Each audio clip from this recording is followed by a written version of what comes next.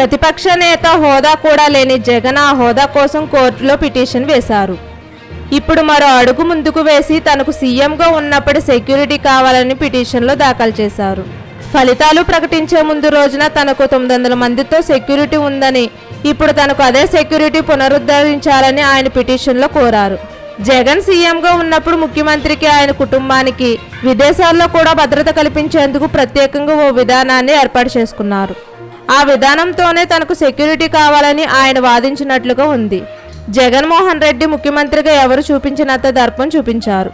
ఆయన ఎక్కడికి వెళ్ళినా చెట్లు కొట్టేయడం దగ్గర నుంచి ట్రాఫిక్ గంటల తరబడి ఆపేయడం వరకు అన్ని అరాచకాలే ఉండేవి.